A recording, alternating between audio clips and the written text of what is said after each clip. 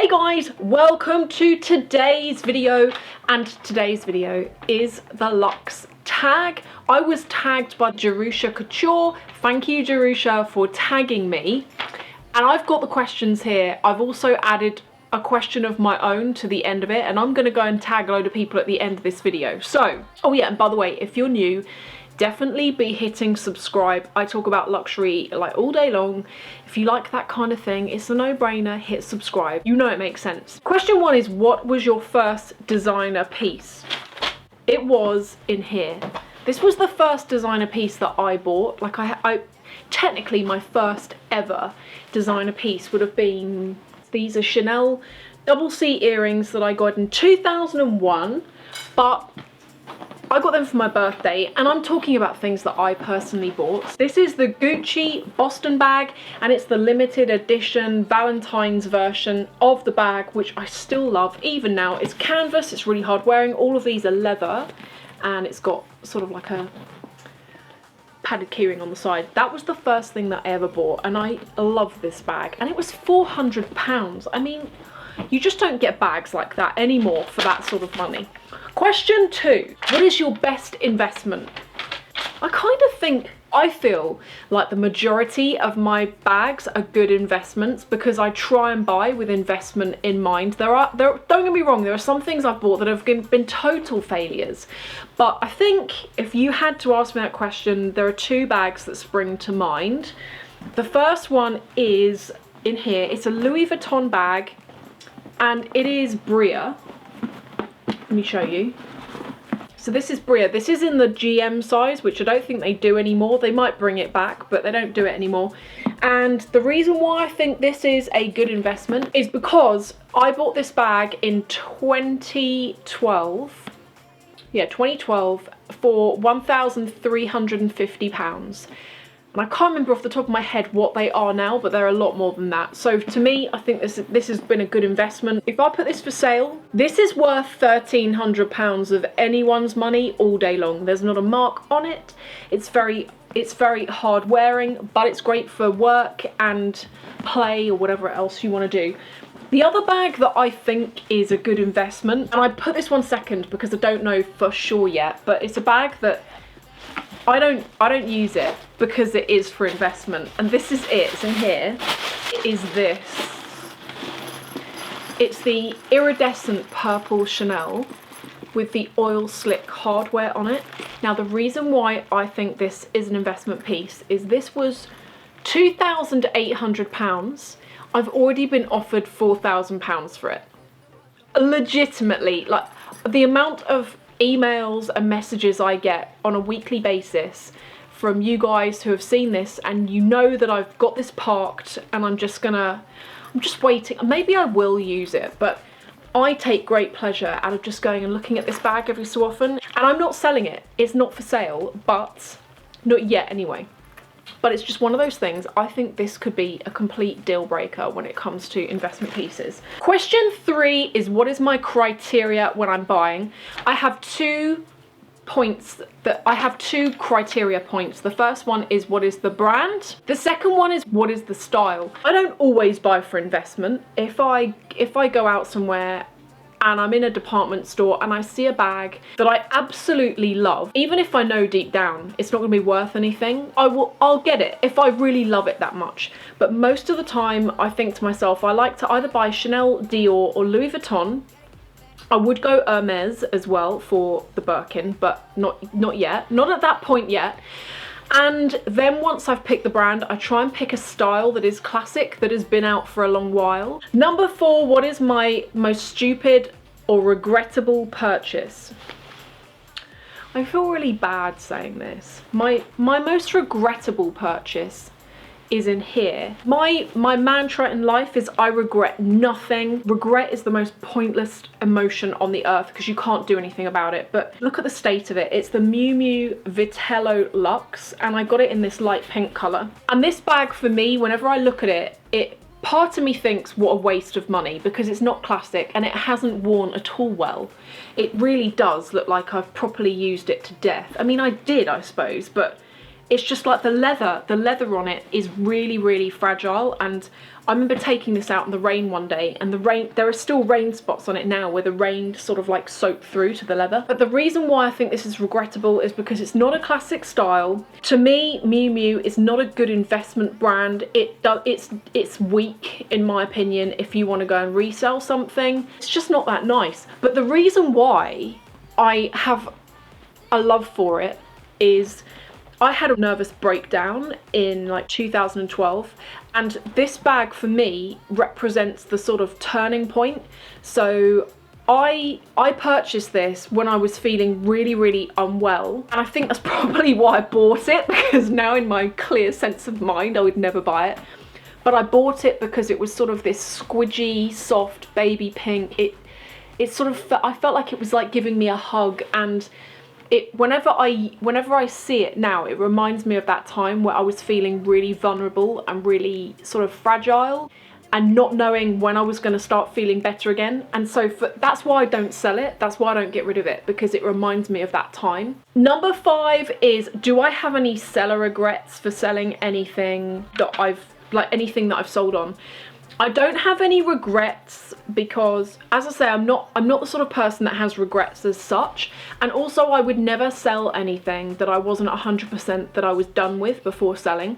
I do have there's one thing that sticks in my mind. A couple of years ago I had the Gucci, you know the Peggy bag that had the bamboo handle?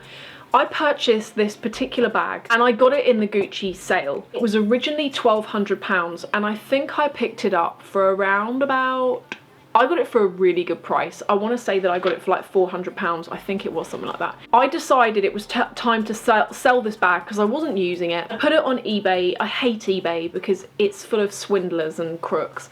Anyway, someone bid on this bag. They won this bag for a measly amount of money. Like, I want to say that they won it for like £150, and I should have put a reserve on it, but I didn't because I never thought that it would go for that little amount of money. I mean, whoever got it for that price was just, they were laughing all day long. They had such a good deal. I was actually panicked at this point because I thought, I don't want to let it go for £150. This is a £1,200 bag that I've not really used, and I know it's my fault. I should have put a reserve on it and all the rest of it, but I didn't. This person sort of mucked me around a little bit because they were all like, it was on the weekend and they got in there last minute. They put a bid on this item, they'd won it, and then they were like, oh, I can't pay you until next week and I'm on business and I don't know when I can pay you. In the interim, you won't believe what happened. This other guy emails me and he said, I really wanted to buy this bag for my girlfriend. I missed out on the auction. Have you posted it yet? Because if not, I want to offer you an amount. And this guy had the same name as the guy who'd won it, the same first name. What ends up happening is the new guy who'd emailed me was offered me £600. And I was already thinking that is a more realistic price for this bag. Do you know what? There are so many, I've been mucked around on eBay so many times by sellers and buyers.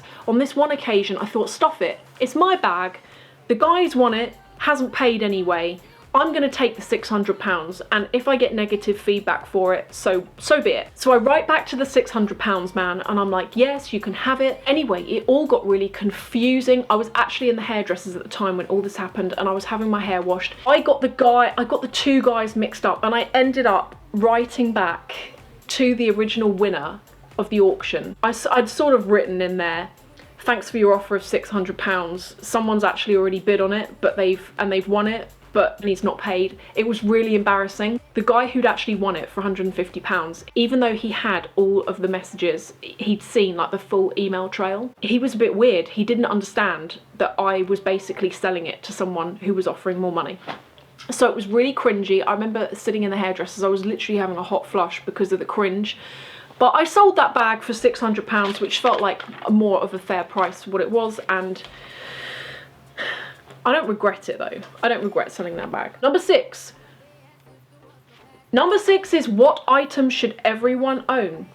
For me, the item that everyone should own are a pair of Chanel earrings. I think this because they're a classic piece. You could buy a pair of Chanel. I've got a pair of Chanel earrings, those ones I just showed you from 2001. They're still in fashion now. I could still go out and wear them now. But also they're quite good from an investment point of view in that they're not going to make you like thousands of pounds. But if you buy a pair, normally you can stick them on eBay if you ever need to, and you can get back more than you paid for them. And they just transform any outfit, and they're not as much money in terms of outlay as buying like a handbag, for example. You can buy a pair of Chanel earrings from upwards of £180. So for me, that's something that I think, if you're into luxury, that's one thing you need. Number 7 is what items, what brands do I think are overhyped? For me, brands that are overhyped are anything from Celine, anything from Chloe, anything from Givenchy, and I want to say anything from Yves Saint Laurent. The reason that I say this with Celine, right, it wasn't so long ago that I could buy Celine items in TK Maxx. That is absolutely true. I happen to have glasses and small leather goods that I picked up in TK Maxx probably about 10 years ago, but even so, you could buy that stuff in there then. The thing is with Celine, with Givenchy, you know that, what is it, the Antigona bag or the Drew bag or all of those sorts of bags, I don't feel like they're actually that amazing.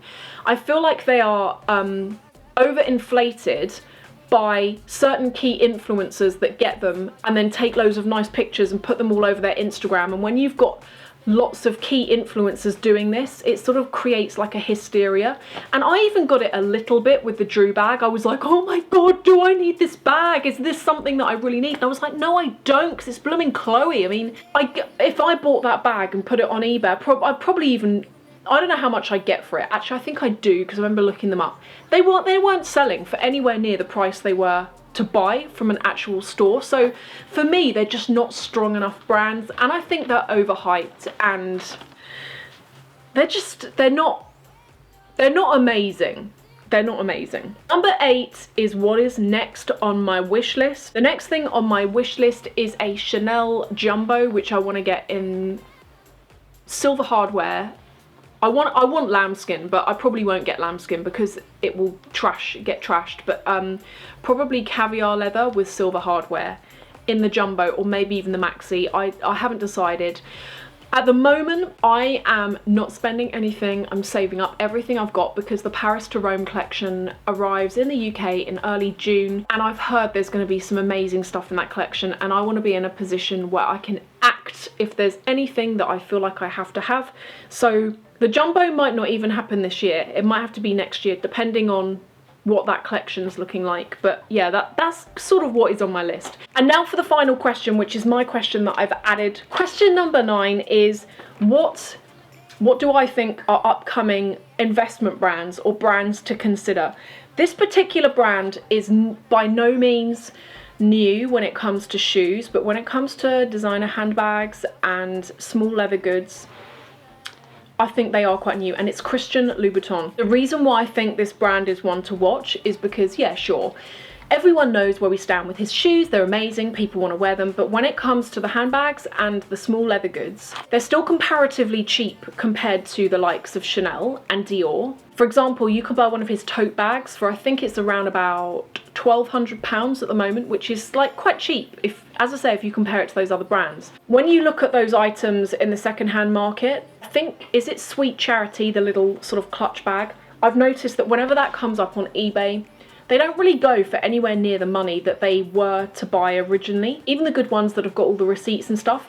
But things are starting to change. In 2016, I really noticed the change actually when that little the little tote bag came out.